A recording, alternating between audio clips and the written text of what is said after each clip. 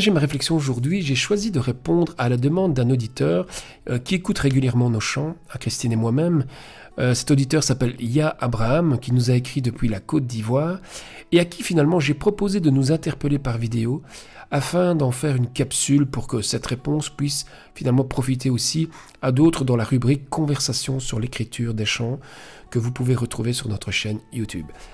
Alors, avant d'aller un peu plus loin, prenons le temps d'écouter tout de suite quelques minutes ce jeune frère en Christ qui nous pose sa question autour du chant plus que parfait. Bonjour Monsieur Tonino, j'espère que vous allez bien. Ici c'est Jay Abraham. Je vis en Côte d'Ivoire, précisément à Abidjan. Alors, le chant plus que parfait, c'est un chant qui personnellement me plaît énormément. Beaucoup de figures allégoriques, beaucoup de métaphores. Certainement, c'est un chant qui parle d'amour.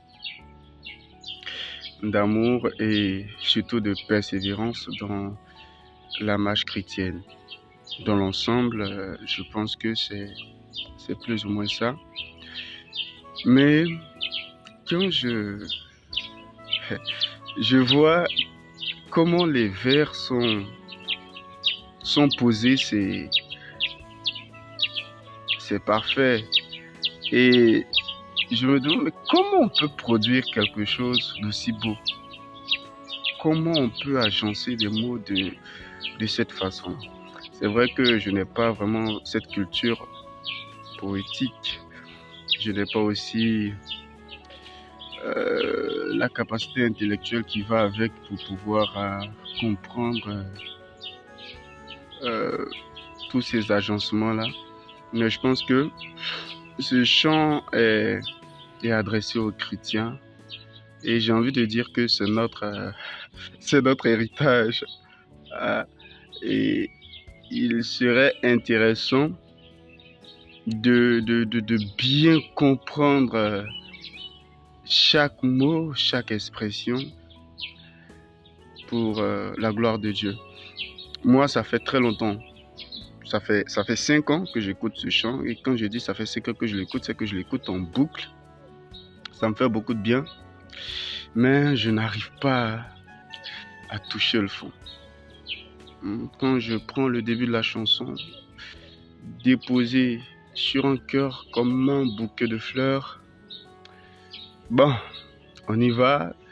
Ce vase de bonheur, ce que l'on a de meilleur, ça se corse un peu. Et même si les mots se fanent, ils restent dans nos jardins, là, j'ai l'impression que ça part dans tous les sens. Et ça m'échappe complètement. Si je veux identifier chaque élément, je ne sais pas. Je ne sais pas. Et je souhaiterais que l'auteur m'apporte de l'aide quant à la compréhension de la chanson pour que je sois, disons, satisfait pleinement, je veux le dire ainsi. Et puis pour que aussi je puisse dire à ceux qui me demandent, mais ce chant-là, de quoi est-ce que ça parle? Parce que quand on me demande de quoi est-ce que ça parle, ça parle d'amour, ça parle de persévérance, ça parle d'espérance, ça parle de marche avec le Seigneur, on est d'accord. Mais quand on te dit, bon, ce vers-là, est-ce que tu peux me l'expliquer? Là, j'ai cale. Du coup, c'est pour ça que je m'adresse à vous et j'espère que vous allez me répondre et m'apporter plus ou moins ce que je désire. Je sais que ça fait un peu bizarre. Généralement, on ne commande pas les œuvres. On laisse chacun en juger par lui-même. On donne un fil conducteur et ça passe. Mais là, ça semble assez étrange ce que je demande. Mais je le demande quand même. Voilà. Merci pour l'intérêt que vous me portez. Merci pour la considération. Merci d'être ce que vous êtes, des modèles que nous avons encore, hein, des gens qui nous inspirent, qui nous disent que la marche est possible, servir le Seigneur, c'est possible. Et ce qui est magnifique, c'est que vous le faites à deux. C'est formidable. C'est le deux en un là qui me plaît tellement. Voilà. Donc, je vous aime énormément et j'apprécie énormément ce que vous faites. J'apprécie aussi ce que vous êtes. J'apprécie énormément ce que vous faites pour l'expansion du royaume de Dieu. Et je prie que toutes les bénédictions qui sont liées à ce service de qualité soient votre partage. Merci. Et je suis dans l'attente d'une suite favorable, je dirais. À très bientôt. Avant d'entrer dans le commentaire de ce chant, j'aimerais réagir brièvement à ce que Ya Abraham a partagé, notamment en premier point sur la poésie et sur cette capacité d'écrire des textes comme celui-ci, comme il dit. Il est vrai que ce chant m'est venu assez spontanément, presque d'un seul souffle, je pourrais dire. C'était une nuit, à une période où je me levais dès qu'une idée de chanson me traversait l'esprit. Et très honnêtement, je n'ai pas vraiment de mérite à revendiquer cette capacité. Je crois simplement et profondément que c'est une grâce qui m'a été soufflée, une grâce en lien avec l'histoire de ma conversion. Mais j'aimerais ajouter quelque chose d'important, de plus important. Tous mes textes ne me viennent pas spontanément comme ça. Je prends aussi le temps de les travailler très souvent. Et je suis profondément convaincu que toute personne qui aime le sens des mots, qui a une certaine sensibilité, peut, avec le temps et la pratique, écrire aussi de beaux textes. Je suis moi-même un témoignage vivant, puisqu'au vu de mon histoire et de mes difficultés scolaires par le passé, personne n'aurait misé sur moi pour ce genre de développement. Mais ce n'est pas là pour moi l'essentiel, parce que dans ce que tu dis, Abraham, ce qui me touche particulièrement, c'est que j'entends chez toi des propos sur la question de la profondeur du sens. Et ça, j'aime beaucoup. Christian Bobin, poète contemporain, qui est décédé il n'y a pas très longtemps, disait « S'il faut quelques heures pour lire et comprendre un roman, il faut parfois toute une vie pour saisir un poème. » C'est le propre de la poésie, d'avoir parfois de multiples sens.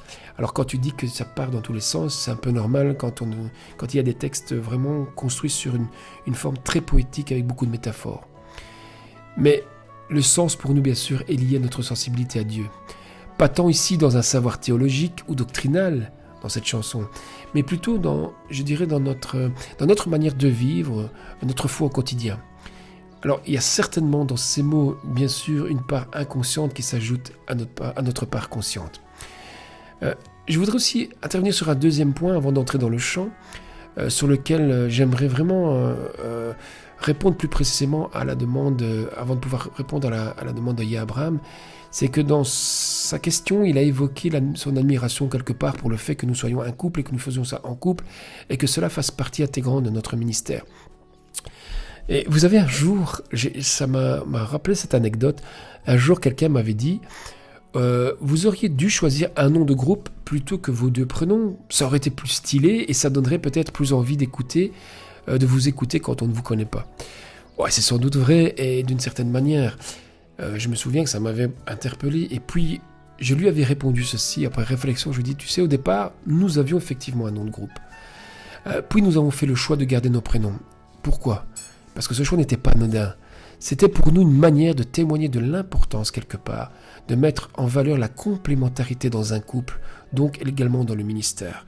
Et je pense que nous chrétiens, nous avons encore cette chance de pouvoir témoigner de l'importance du couple et combien dans la parole de Dieu le couple est important.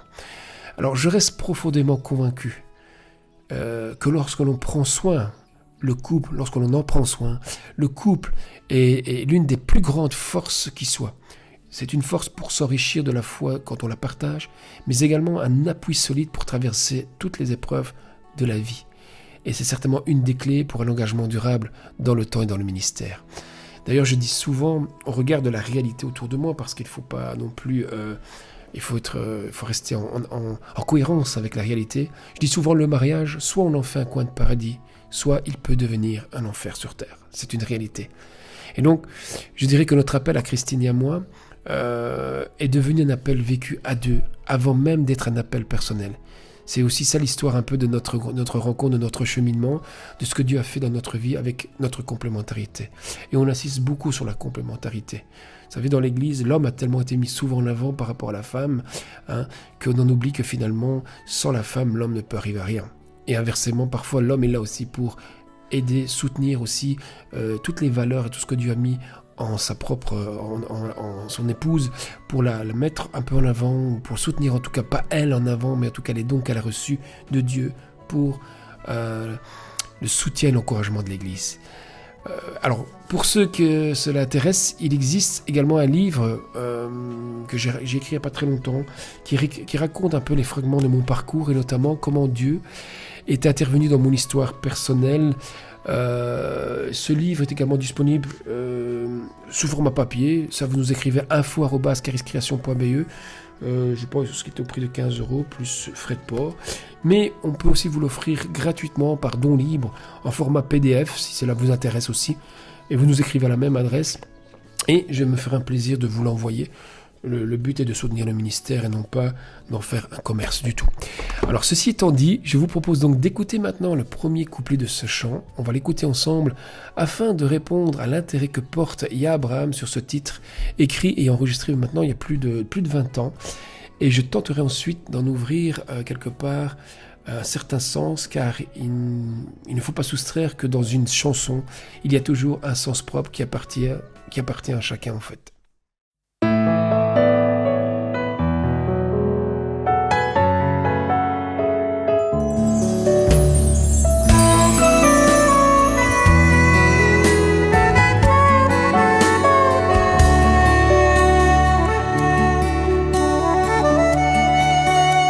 Déposé sur un cœur comme un bouquet de fleurs, ce vase de bonheur, ce que l'on a de meilleur. Et même si les mots se fanent, il reste dans nos jardins un peu de vie pour que nos âmes respirent ton parfum, que le vent porte au loin vers notre lendemain. Alors, ce premier couplet, pour moi, je dirais que c'est un peu comme une offrande. Quelque chose fait simplement, quelque chose de presque fragile. L'image d'un bouquet posé sur un cœur, c'est quelque chose de sensible. Il y a une forme de sensibilité qu'il faut avoir. L'envie, finalement, parce qu'avec un bouquet de fleurs, finalement, on peut manifester notre reconnaissance d'être invité, mais aussi on peut aussi émerveiller quelqu'un qui aime justement les fleurs. Et ce bouquet, il peut représenter beaucoup de choses finalement dans la métaphore. Mais ici, dans cette chanson, et dans la manière dont je l'avais écrit au départ, je le voyais et je le vois toujours surtout, ce bouquet comme un langage d'amour. Comme ce langage d'amour, ce langage de bonté, ce langage de douceur, de grâce, que l'on peut avoir et offrir à certains moments de la vie à ceux qui en ont besoin, à celui que l'on croise finalement qui en a besoin. Alors, et puis comme tu le dis très bien, vient s'ajouter l'image du vase. Finalement, elle est importante cette image, parce qu'ici, on ne fait pas qu'offrir un bouquet, on offre aussi ce qui va permettre d'accueillir ce bouquet. Le vase, quelque part, c'est ce qui permet de poser les fleurs, c'est ce qui permet de leur donner une place dans la maison, de les mettre en valeur, mais aussi de les garder vivantes un peu plus longtemps, le plus longtemps possible. Et quelque part, c'est un peu ça aussi, partager l'amour que l'on a reçu. Si on veut l'offrir, on a besoin aussi de l'offrir pour que l'autre puisse le recevoir dans les meilleures conditions, dans de bonnes conditions, dans l'esprit du Christ au fond pour nous chrétiens. C'est dans cet esprit de douceur, de respect, de bienveillance, et non pas dans un esprit de prosélytisme ou un esprit avec une attitude assez agressive vis-à-vis de l'autre. Je dirais qu'il y a quelque chose qui prend soin de l'humanité de l'autre et en même temps de la nôtre, quand on choisit finalement d'offrir ce que l'on a de plus beau et de l'offrir le plus tendrement possible. Et puis le texte dit quelque chose de juste, encore pour moi en tout cas, même si comme les fleurs, les mots se fanent, même si les mots se fanent, il restera, dans cette chanson, on continue, ces fleurs qui fanent, ce sont ces mots qui passent, ce sont les émotions aussi qui passent, et parfois même les souvenirs qui passent et qui s'estompent, les bons souvenirs parfois s'oublient, mais il reste toujours quelque chose. Il reste toujours quelque part au fond, et c'est de mon expérience que je remarque ça, il reste toujours une joie profonde, une joie qui n'est pas passagère, mais une joie qui demeure, même quand tout semble vide, quand tout semble s'éteindre et s'arrêter. Et c'est cette joie qui reste dans nos jardins, c'est-à-dire nos jardins, le fond de notre âme, de notre cœur, tout au fond de nous, parce qu'il y a une chose que l'on n'oublie jamais, vraiment, c'est l'amour que l'on a reçu. Et dans ce jardin intérieur, il y a quelque chose de plus grand encore que l'amour humain qu'on peut se donner, c'est l'amour de Dieu. Et je parle peut-être dans ce chant aussi, je fais l'allusion entre l'amour relationnel, fraternel et l'amour divin, où on parle de son parfum, de son souffle, de sa présence discrète au fond, des réalités qu'on ne voit pas toujours, mais qui traversent le temps, qui traversent avec nous les épreuves. Et finalement, ce couplet nous dit une chose essentielle, ce qui est donné avec amour ne se perd jamais. L'amour que l'on a reçu de Dieu un jour ne se perd jamais. L'amour que l'on a reçu d'un ami, d'un frère, d'un inconnu ne se perd jamais. Il y a toujours quelque chose qui reste, il y a toujours quelque chose qui s'enracine. On pourrait presque entendre même une prière dans cette chanson toute simple, parce il y a cette idée que l'on aime recevoir, mais l'on aime aussi donner, d'offrir. Seigneur, prends ce que j'ai, même de si peu, même si c'est peu, et transforme ce peu, transforme mon peu en un bouquet de bénédictions pour mon prochain. Parce qu'il faut se dire que Dieu n'attend pas des mots parfaits. Dieu accueille le cœur. Il accueille d'abord l'intention, le désir d'aimer. Et puis, avec ce désir et ce désir d'aimer, il y a cette phrase « pour que nos âmes respirent ton parfum ». Eh bien, pour que nos âmes respirent notre parfum, Dieu va nous transformer. Dieu va nous accompagner dans la vie. Dieu n'est pas une idée. Dieu est avant tout une présence. Et celui qui l'a expérimenté peut en témoigner. C'est un parfum qui reste, même quand les mots se taisent. Et je dirais que ce parfum, c'est pas Dieu lui-même, mais c'est l'amour de Dieu, c'est l'amour de Christ. C'est cet amour qui nous imprègne et dont l'odeur se répand autour de nous. Et je dirais qu'ici, j'ai fait un petit clin d'œil à un autre chant, je ne sais pas si Ia Abraham, tu le connais aussi, mais c'était le chant Parfum de mon âme. Dans ce chant, je déclarais que je déclarais à Jésus-Christ que son amour, le don de sa vie finalement, est pour moi le parfum de mon âme. Et finalement, on pourrait dire que ce premier couplet nous pose une question toute simple, mais essentielle. Qu'est-ce que je dépose, moi, dans le cœur des autres ? Est-ce que je sème de la vie ? Et je propose donc de passer au deuxième couplet qui va justement, quelque part, nous emmener un peu plus loin dans cette réflexion. Ne jamais se lasser de l'amour à semer. Si l'oiseau vient manger, il restera assez pour que le grain trouve un terrain fertile pour aimer. Car nos bambins auront besoin de ce qui est planté, ce qui pourra pousser ce pain de vie, de blé. Alors, ce deuxième couplet, pour moi, il marque un déplacement. Quelque part, on quitte un peu l'intime du cœur pour entrer dans quelque chose de plus haut, de plus ouvert. C'est passer du bouquet de fleurs qu'on a offert à l'autre au geste de semer de manière plus large autour de nous. Et déjà, poétiquement, c'est très fort parce que semer, ce n'est pas maîtriser. C'est quelque part accepter de donner sans savoir exactement ce que ça va produire. En réalité, c'est la métaphore qui parle aussi de poser un acte de foi. Et le chant, dit ceci par la suite, ne jamais se lasser de l'amour à semer. Alors il faut entendre par là, dans cet acte de foi, à la fois une invitation à la persévérance, mais aussi à celle d'éprouver nos certitudes.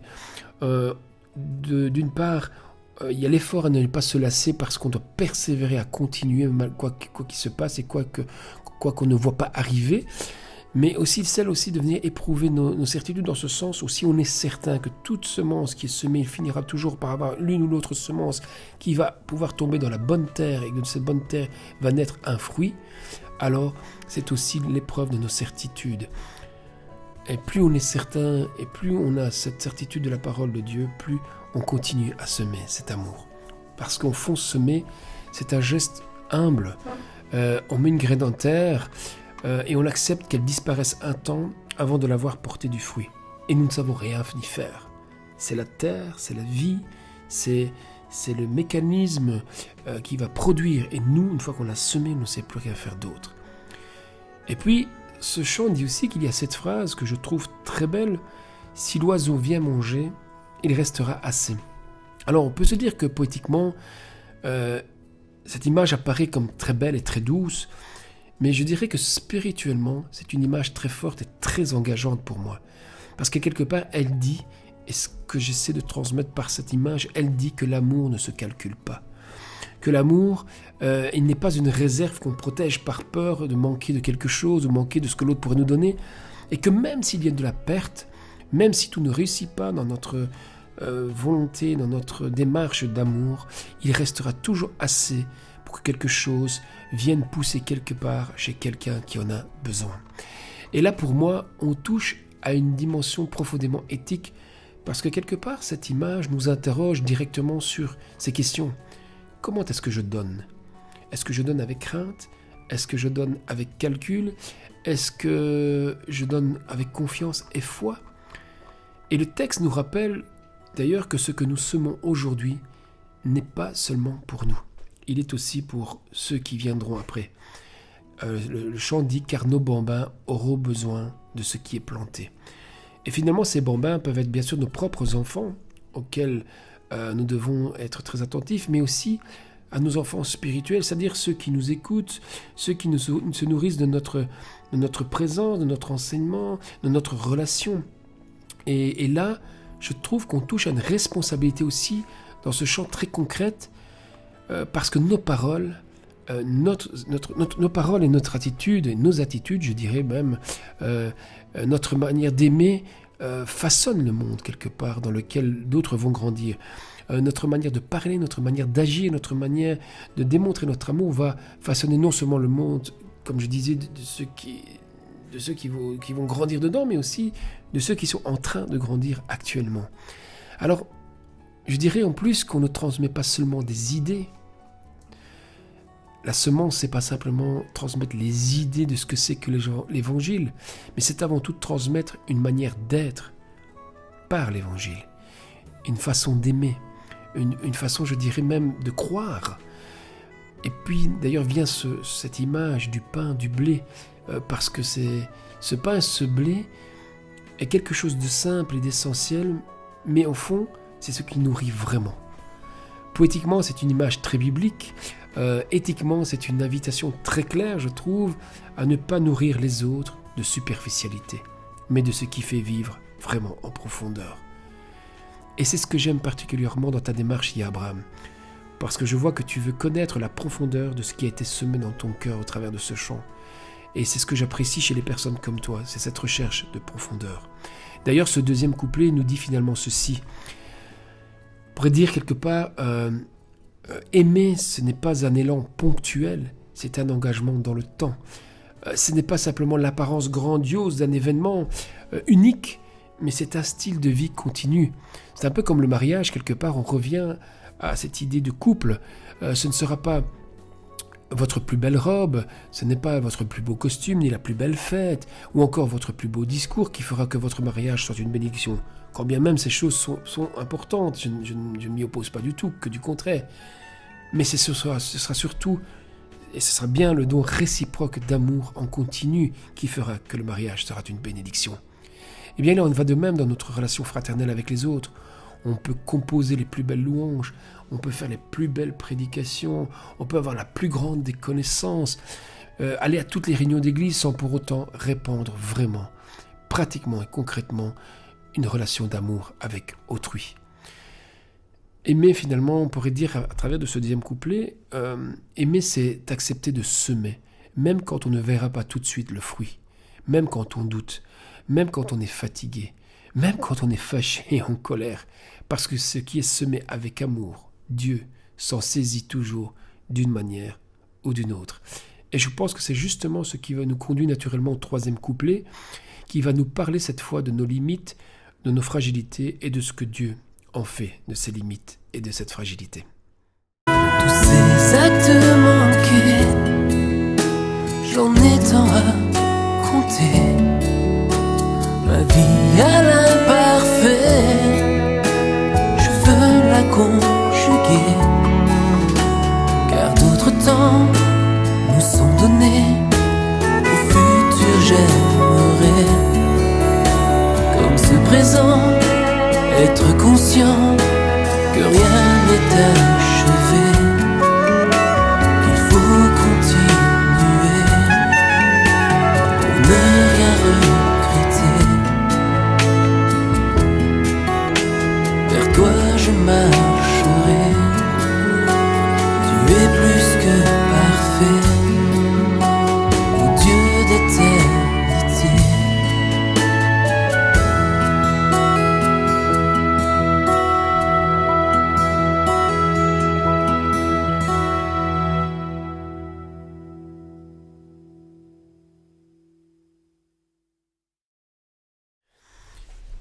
Alors on arrive à ce troisième et dernier couplet de la chanson. Il est peut-être le plus intime de tous parce qu'il nous ramène quelque part à nous-mêmes, mais à nous-mêmes, à notre histoire, à nos limites et à notre marche intime et personnelle avec Dieu. Quand le texte dit « Pour ces actes manqués, j'en ai tant à compter », il y a quelque chose de très vrai, de simplement très humain. Il faut entendre ça avec lucidité, non pas culpabilité, mais plutôt avec la conscience de ce que nous sommes. Nous sommes des êtres imparfaits, qui avançons tant bien que mal avec nos élans et nos manques. Et c'est pour ça qu'ensuite vient cette phrase « Ma vie à l'imparfait, je veux la conjuguer ». Alors je l'aime beaucoup cette phrase, c'est peut-être ma préférée d'ailleurs, elle porte en moi un sens profond et fort parce qu'elle dit quelque chose qui me semble essentiel. Nous ne sommes pas des vies achevées, nous ne sommes pas des modèles parfaits. Il n'existe d'ailleurs pas de modèle parfait. C'est pour ça que j'aime d'ailleurs la proposition de l'apôtre Paul, quand il dit, quand elle est bien comprise en tout cas, Paul propose que nous l'imitions comme modèle, mais qu'est-ce que c'est qu'imiter Paul ? Ce n'est pas imiter Paul en tant que sa personne, mais imiter Paul dans sa démarche qui veut lui-même imiter la démarche du Christ. Et le mot imiter ici n'est surtout pas le mot qui veut dire singer ou faire du mimétisme, mais d'être sans cesse en chemin dans cette volonté de vouloir apprendre de plus en plus à aimer, de rechercher la justice de Dieu. Et comme dira l'apôtre Paul, eh bien, chercher à aimer autrui comme Christ a aimé lui-même. Alors, je reviens toujours à cette chanson et en même temps à ce que Paul disait, finalement, nous n'avons pas acheminé la course. C'est pour ça que je parle de conjuguer, c'est-à-dire de continuer, de faire de manière à ce que continuellement je puisse revoir où j'en suis dans ma vie. Et nous devons aller comme ça jusqu'au bout. La vie n'est pas un temps accompli. La vie que nous vivons n'est pas un temps fini, n'est pas un temps accompli, c'est une conjugaison permanente, je dirais. Il y a du passé, il y a du présent, il y a de l'avenir. Et au milieu de tout ça, il y a aussi finalement notre imparfait à nous. Mais je trouve ce que j'ai essayé de rendre quelque part la beauté dans ce chant, la beauté de la pensée de l'Évangile, c'est que finalement cette pensée de l'imperfection humaine ne s'arrête pas là. Elle ne s'enferme pas dans le regret quelque part. Elle ouvre une perspective. Car d'autres temps nous sont donnés, dit le chant. Donc nous recevons quelque part, nous revenons quelque part à la conjugaison comme métaphore de notre vie en disant, pour le dire autrement, il y a encore du possible, il y a encore du chemin à parcourir, il y a encore de la grâce à recevoir. Et arrive cette phrase forte au milieu, au futur j'aimerais. Elle dit quelque chose de très profond, qu'au fond, aimer quelque part, c'est un choix. C'est un engagement, c'est une décision qui pour qu'elle ne soit pas simplement un vœu pieux ou qu'elle ne soit pas une prétention religieuse. On dit tous qu'on l'aime, mais au fond, est-ce qu'on l'aime vraiment ? C'est une question qu'on doit garder en nous et y réfléchir, dans ce sens où aimer n'est pas qu'un sentiment. Je le dis, c'est un engagement, c'est une décision, c'est une démarche. Eh bien, pour cela, on a besoin de revenir quotidiennement à cet état de conscience. Qu'apprendre finalement, l'état de conscience qu'apprendre à aimer, c'est l'histoire de toute une vie, c'est l'histoire de ma vie, c'est l'histoire de votre vie, de notre vie. C'est un travail spirituel continu et pas simplement un souhait à chanter ou à prêcher. C'est bien plus que cela. Aimer, ce n'est pas une émotion, c'est bien plus qu'un sentiment, c'est une direction de vie. Et là, on touche au cœur même du message spirituel du chant, parce que finalement, tout va converger vers cette phrase « Vers toi, je marcherai, tu es plus que parfait ». C'est une phrase d'abandon à Dieu, mais aussi de confiance. Elle dit « Je ne suis pas parfait, mais je marche vers celui qu'il est, vers celui qui m'inspire, vers le Christ ». Alors je ne maîtrise pas tout, comme disait ce chant, mais je choisis d'avancer. Je ne comprends pas toujours pourquoi il faut aimer, mais je fais confiance et je continue à tenter d'aimer. Et c'est peut-être là tout. C'est peut-être là que tout se joue, je voulais dire. Parce que Dieu, dans ce chant, n'est pas présenté comme une exigence écrasante, mais plutôt comme une présence qui appelle, qui attire, qui accompagne. Et au fond, le troisième couplet nous rappelle que notre foi ne se vit pas dans la performance, mais dans la marche. Pas dans le contrôle, mais dans la confiance. Pas dans le regard sur ce que nous avons raté, mais dans l'espérance de ce que Dieu peut encore faire. Et finalement, je dirais comme ça que ce couplet vient nous dire ceci. Nos fragilités ne sont pas des obstacles à Dieu, elles sont souvent le lieu même où lui-même il vient nous rejoindre.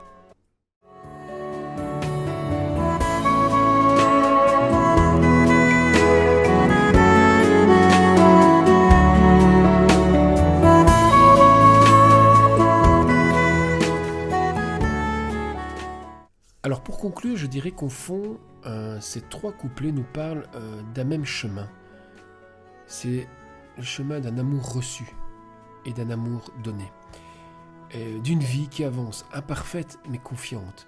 Confiante parce qu'il nous rappelle que la foi ne se vit pas dans la performance, contrairement à ce que notre société nous fait croire aujourd'hui. J'y reviendrai un jour là-dessus, mais dans la marche, dans une marche continue, dans une marche de persévérance, dans une marche de persévérance parce qu'on croit à ce que la foi en Dieu nous apporte et va manifester comme fruit de l'amour et de la justice autour de nous. Et que aussi, là où nous sommes fragiles, Dieu lui vient doucement nous rejoindre. Alors je conclurai avec cette phrase, là où nous sommes imparfaits, Dieu nous complète dans sa perfection. Voilà Abraham, j'espère avoir pu répondre à ta demande. Je n'ai pas été dans le détail de chaque mot, de chaque phrase complètement. J'ai pris le temps de chaque couplet d'essayer de voir un peu de manière globale comment je pouvais t'aider à aller un peu plus loin dans la réflexion et dans la compréhension de ce chant. Je sais aussi qu'il reste une part qui appartient à chacun parce que je pense que ce chant peut être encore compris de mille et une façons, comme tous les chants d'ailleurs, en tout cas tous les chants poétiques et des chants à sens. Et pour chacun de vous, j'espère que ce partage aura été aussi un temps d'édification. N'hésitez pas à partager si vous pensez que cela puisse à la fois encourager certains et si vous voulez aussi faire connaître l'existence de nos chants. C'est une autre manière de le faire. Comme vous le comprenez bien, ils sont bien plus pour moi que de simples chants. Ils sont le fruit d'une vie quelque part personnelle et pensée et portée par un message particulier. Alors je sais bien qu'un chant ne change pas le monde à lui seul, mais il peut ouvrir un chemin. Et si en l'écoutant tu repars avec le désir d'aimer un peu plus, eh bien alors ce chant, je pense, aura déjà porté un peu de fruits. Avant de vous dire au revoir, encore une dernière petite information. Si vous aimez la poésie, puisque ce chant parle particulièrement est écrit de manière très poétique, sachez qu'à côté, j'ai aussi une page Facebook qui s'intitule « Des instants de vie poétique », dans lequel je partage aussi tous des textes de poésie, de la vie de tous les jours, existentiels, parfois spirituels, parfois plus relationnels, parfois plus sur l'amour en général. Ça s'intitule « Des instants de vie poétique », avec lequel je sors des compilations de livres de temps à autre. Et voici, donc voilà, vous pouvez aussi soit venir les lire de manière continue sur ma page, de manière gratuite et paisible, en mettant vos commentaires, ou en voulant acheter aussi ce petit livre, si vous voulez aussi. Et là, je vous mettrai l'adresse, parce que c'est pas l'adresse info@cariscreation, c'est sur une autre librairie. Vous aurez l'adresse juste en dessous qui va s'installer, comme ça vous pouvez, si vous le désirez, pouvoir l'acheter, pouvoir aller le commander sur format papier. Voilà, je vous dis à très bientôt et bonne continuation à tous. Ciao!